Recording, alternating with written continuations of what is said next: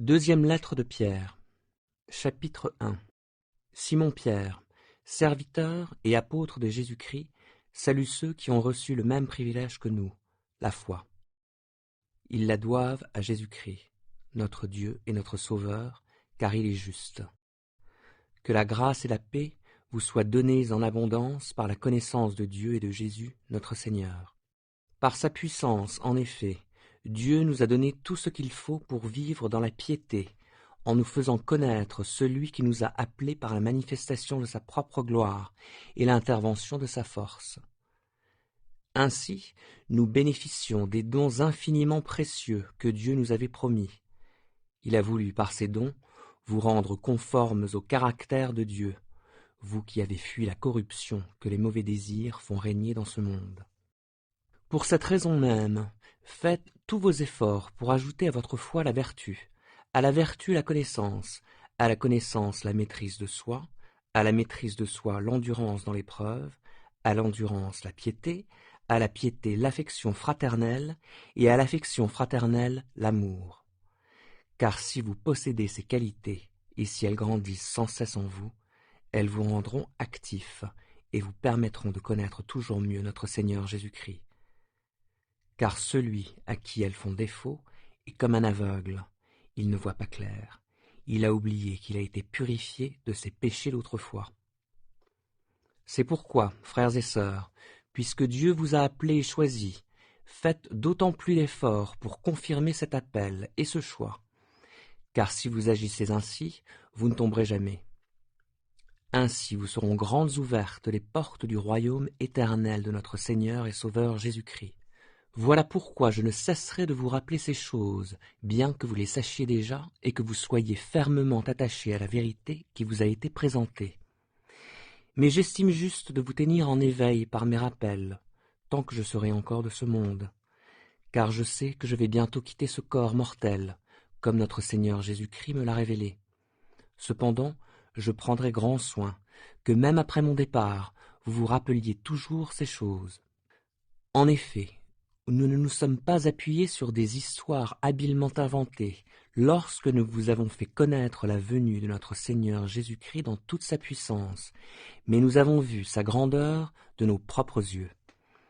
Car Dieu le Père lui a donné honneur et gloire lorsque, dans sa gloire immense, il lui a fait entendre sa voix, qui disait « Voici mon Fils bien-aimé, qui fait toute ma joie. » Or cette voix, qui était venue du ciel, nous l'avons entendue nous-mêmes, lorsque nous étions avec lui sur la sainte montagne.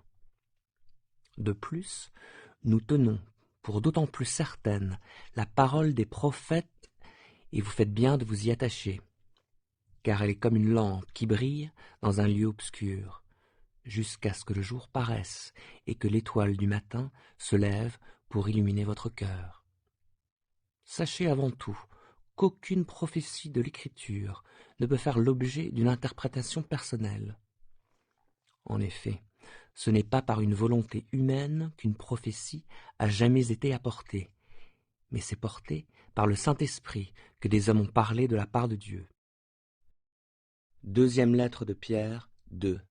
Autrefois, il y a eu des prophètes de mensonges parmi le peuple d'Israël. Il en sera de même parmi vous. Ces enseignants de mensonges introduiront subtilement parmi vous des erreurs qui mènent à la perdition. Ils renieront le Maître qui les a rachetés et attireront ainsi sur eux une perdition soudaine.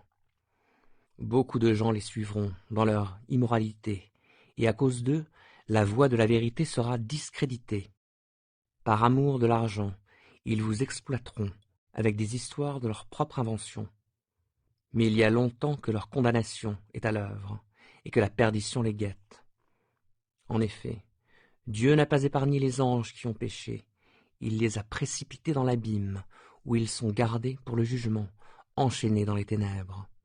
Il n'a pas non plus épargné le monde ancien, lorsqu'il fit fondre le déluge sur ce monde qui n'avait aucun respect pour lui. Il a néanmoins protégé 8 personnes, dont Noé, qui appelait ses contemporains à mener une vie juste. Il a condamné à la destruction les villes de Sodome et de Gomorrhe en les réduisant en cendres, pour donner à ceux qui se révoltent contre lui un exemple de ce qui leur arrivera. Il a délivré Lot, cet homme juste qui était concerné par la conduite immorale des habitants débauchés de ces villes. Car en les voyant vivre et en les entendant parler, cet homme juste qui vivait au milieu d'eux était tourmenté jour après jour dans son âme intègre à cause de leurs agissements criminels. Ainsi le Seigneur sait comment délivrer de l'épreuve les personnes pieuses et réserver ceux qui font le mal pour le jour du jugement où ils seront châtiés. Il punira tout particulièrement ceux qui, mus par la sensualité, vivent au gré de leurs désirs corrompus et méprisent l'autorité du Seigneur. Imbus d'eux-mêmes et arrogants, ces enseignants de mensonges n'hésitent pas à insulter les êtres glorieux, alors que les anges eux-mêmes, qui leur sont pourtant bien supérieurs en force et en puissance, ne portent pas de jugement insultant contre ces êtres devant le Seigneur. Mais ces hommes-là agissent comme des animaux dépourvus de raison, qui ne suivent que leurs instincts et sont tout juste bons à être capturés et tués, car ils se répandent en injures contre ceux qu'ils ne connaissent pas. Aussi périront-ils comme des bêtes. Le mal qu'ils ont fait leur sera payé en retour. Ces hommes trouvent leur plaisir à se livrer à l'immoralité en plein jour. Ils salissent et déshonorent par leur présence les fêtes auxquelles ils participent avec vous, en prenant un malin plaisir à vous tromper. Ils ont le regard chargé d'adultère et d'un besoin insatiable de péché. Ils prennent au piège les personnes mal affermies. Ils n'ont plus rien à apprendre en ce qui concerne l'amour de l'argent. Ils sont sous la malédiction divine.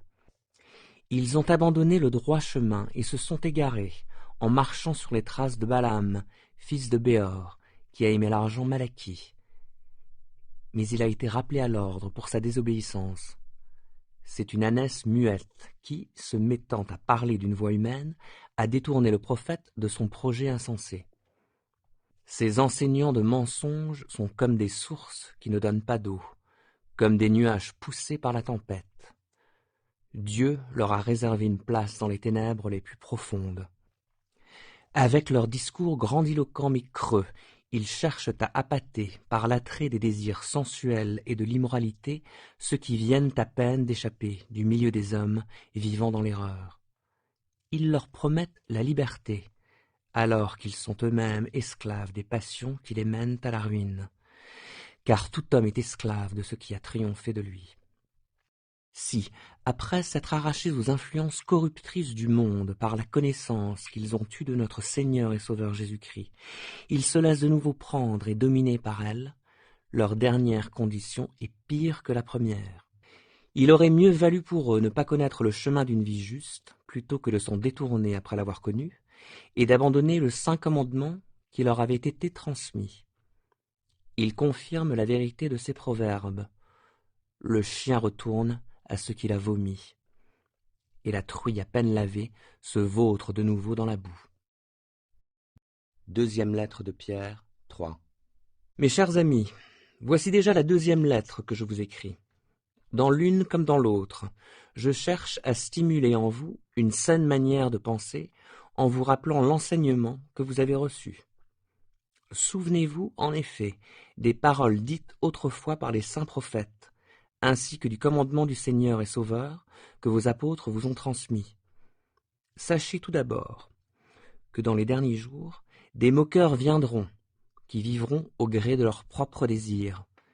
Ils tourneront votre foi en ridicule, en disant « Alors, qu'en est-il de la promesse de sa venue ? Nos ancêtres sont morts, et depuis que le monde est monde, rien n'a changé. » Mais il y a un fait que ces gens oublient délibérément, c'est que Dieu, par sa parole, a créé autrefois le ciel et la terre.